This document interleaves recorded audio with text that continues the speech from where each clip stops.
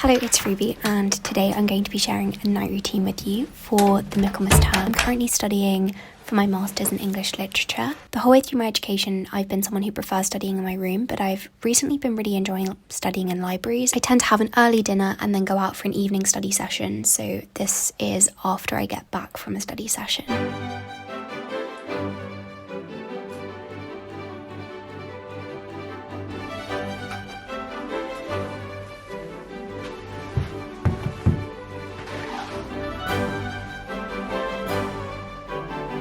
So when I get back, I try and go through my papers. I actually have more handouts and pieces of printed material than I was expecting I would have. So I transfer them in to this main folder from this very thin day folder I have. And I actually had a few loose papers just lying around, so I popped those away too.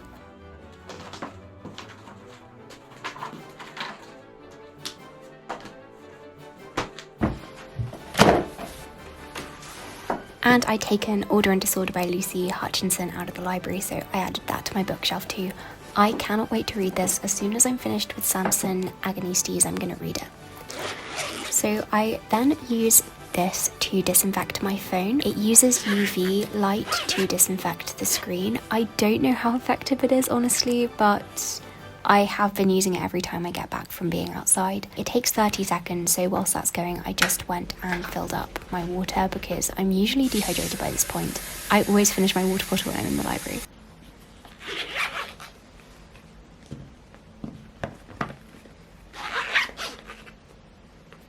Then I just switched over my phone and boiled the kettle.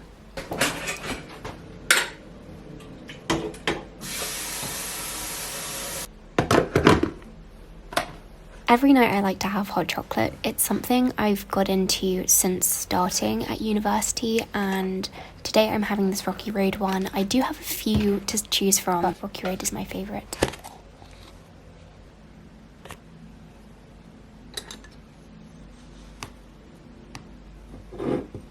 There's just something so warming and calming about a mug of hot chocolate. And yes, I do really cheat with my hot chocolates. I don't really want to go to the kitchen and properly boil it, so it's a lazy hot chocolate.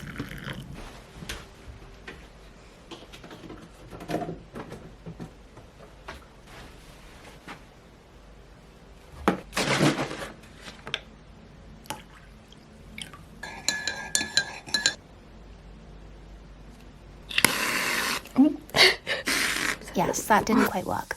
I love whipped cream, but you always have to rinse the nozzle to stop it from going mouldy.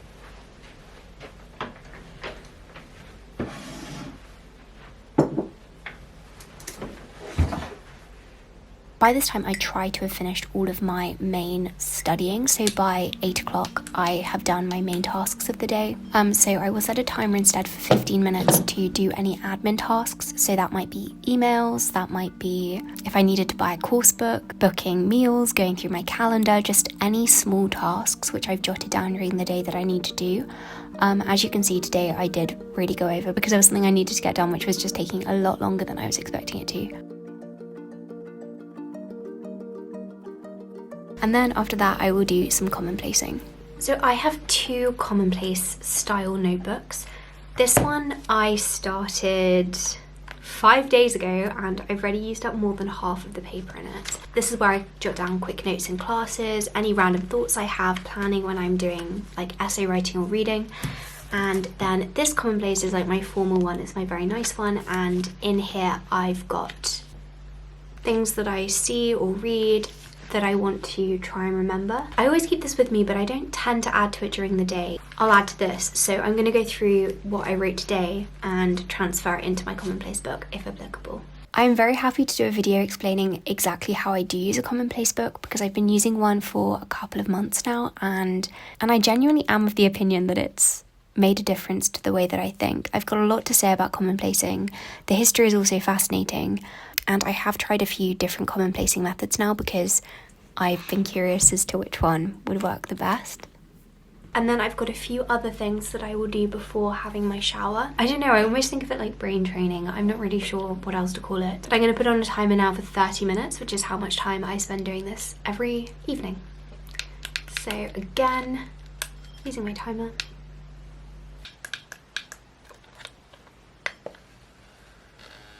So the next task is also using my commonplace book. I keep a list of words that I want to start using, or a word that I like that I don't know, and I just keep little lists of these in here. Then at the end of the day I go through and I will practice writing sentences with them. So today the only word I've got is indelible, which I do know but I never use in conversation. To get used to using it in sentences, I am literally going to write sentences with the word indelible, like I am in a primary school English lesson. Genuinely, it works really well though. Everyone should do this.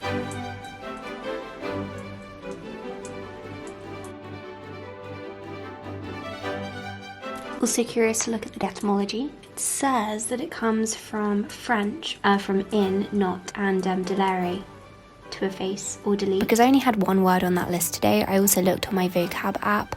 This is so good. You basically get to scroll through and it tells you new words. So I know you're interested. The words of the day are, of course, indelible, which is just a word for a permanent mark. So you'd say that a permanent marker was indelible. Then pulchritude, which is another word for physical beauty. And finally calumny, which is a little bit like sophistry. It's where you spread lies about somebody. So here are the 3 words of the day. We've got indelible, pulchritude, and calumny.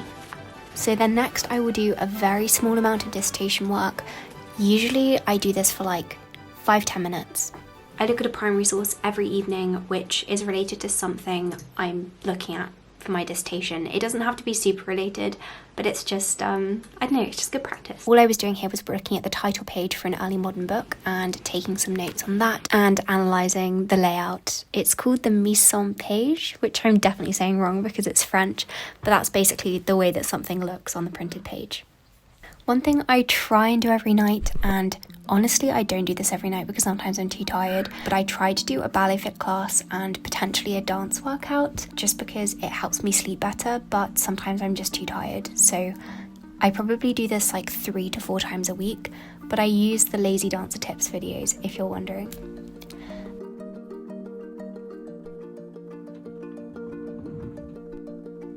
Then after that, I am very tired. I'm so tired. So I just had a shower, and if I am feeling tired, I will just put on some headphones and listen to some music. I've been loving the Paul Cardle Christmas classical music recently. Paul Cardle's one of my favourites and his Christmas music is the best. It also feels very nostalgic because I listened to it a lot during my A-levels. I will brush my teeth and I can't figure out how to charge my electric toothbrush. It won't charge, so I'm using it as a manual toothbrush. And then I do some skincare. So I use the Glossier Milky Jelly Cleanser,